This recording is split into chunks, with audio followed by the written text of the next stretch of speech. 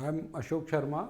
I'm a mechanical engineer and associated with 35 years with maintenance team.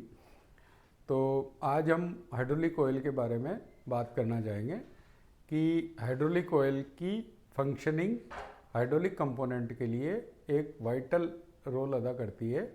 तो उसके बारे में हम क्या क्या फैक्टर्स को हमको काउंट करना चाहिए इसके लिए बात करेंगे, क्योंकि हाइड्रोलिक ऑयल की क्वालिटी किन किन पैरामीटर्स पे हम चेक करें।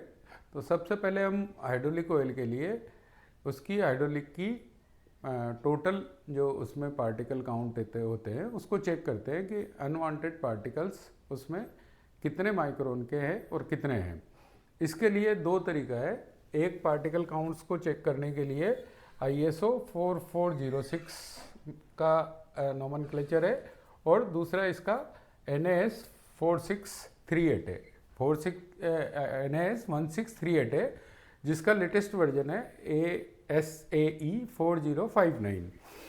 NAS को मतलब अगर फुल फॉर्म देखें तो इसका है national aerospace standard. National aerospace standard में हम 5 से 15 के, 15 to 25, 25 to 50 और 50 to 100 माइक्रोन्स के कितने पार्टिकल पर 100 ml में है, इसको हम चेक करते हैं। सपोज NAS4 है तो NAS4 में 5 to 15 माइक्रोन के 4000 पार्टिकल्स पर 100 ml में है और 15 to 25 के 712 है और 25 to 50 के 126 पार्टिकल्स है और 50 to 100 के 22 पार्टिकल्स है।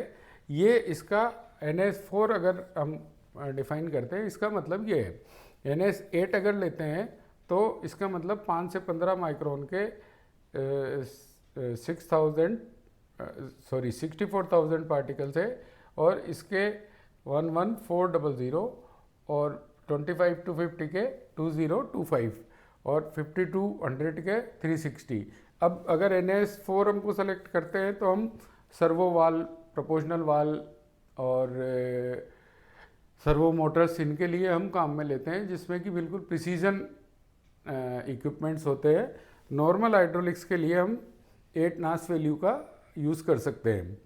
इससे ज़्यादा अगर नास वैल्यू की लेवल चेक करते हैं तो उसको जितना ज़्यादा नास लेवल आने पे हम एक सर्टन रेंज के बाद इसको कट ऑफ कर सकते हैं कि या तो इसका फिल्ट्रेशन करें या फिर हम इसको ऑयल चेंज करें अगर उसकी कंडीशन ज़्यादा ख़राब है। तो फिल्ट्रेशन के लिए फ़िल्टर्स भी आते हैं, फ़िल्टर मशीन आती है। दूसरी इलेक्ट्रोस्टैटिक फिल्ट्रेशन आता है, जो कि एक अच्छा ऑप्शन है जिस पे हम जा सकते हैं और बिफोर आफ्टर दोनों चेक कर सकते हैं। नास 4 अगर सपोज नास 10 पे है तो इतने पार्टिकल्स हैं, इसको हम 24 आवर्स ऑनलाइन उसको यूज़ करके हम पार्टिकल काउंट को रिड्यूस कर सकते हैं। इसके बाद आता है ISO 4406। ISO 4406 में हम 4 माइक्रोन, 6 माइक्रोन एंड 14 माइक्रोन के पार्टिकल्स को चेक करते हैं। इनकी इसका नोमेनक्लेचर डिफाइन करने के लिए 19/17/14।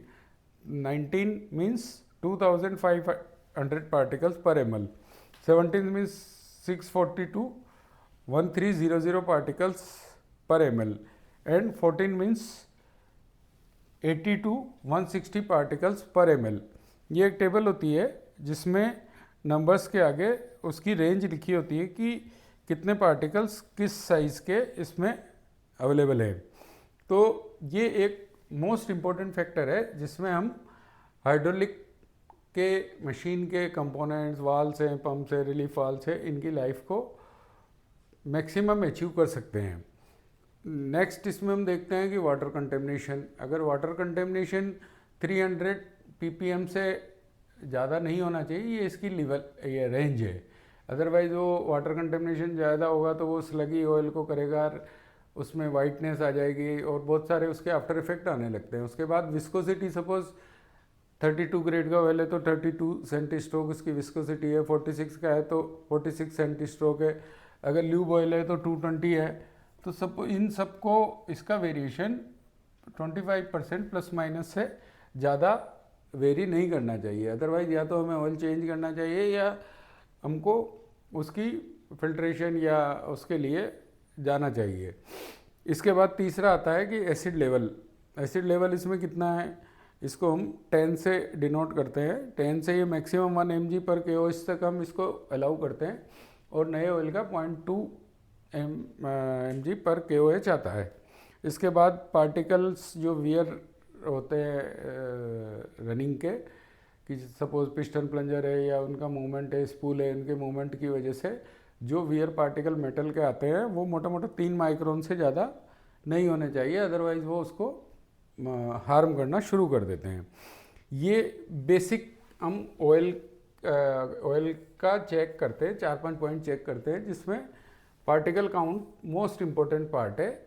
इसके बाद सपोज अभी हम एक कोई कंपोनेंट पकड़ते हैं, सपोज वेन पंप लेते हैं। वेन पंप में का जो वर्किंग रहता है उसमें रहता है कि वो एक उसका रोटर होता है जो इसेंट्रिकली मूव करता है, रोटेट करता है और उसकी प्रेशर प्लेट केज में मूव करती है। तो उसमें हम मेजरली अगर हम जैसे इसका रूट कोज एनालिसिस करते हैं फेल्योर का, तो हम देखेंगे कि उसमें सबसे पहला एरिएशन तो नहीं है, एयर ट्रैप तो नहीं है जिससे वो नॉइज़ करेगी, प्रेशर प्लेट को ख़राब करेगी। उसमें अनवांटेड पार्टिकल्स का लेवल क्या है, उसके नास कितनी है, या अगर हम ISO 4406 से चेक करते हैं तो इसका नंबर क्या आ रहा है। तीसरा, उसके बाद उसमें हमने ओवर प्रेशर तो नहीं चलाया हुआ है, सपोज 15 kg पर सेंटीमीटर स्क्वायर प्रेशर है, उसको 20 पे तो नहीं चलाया हुआ है, अदरवाइज़ वो उसको ऑयल को गर्म करेगा, उसमें कार्बन फॉर्मेशन करेगा।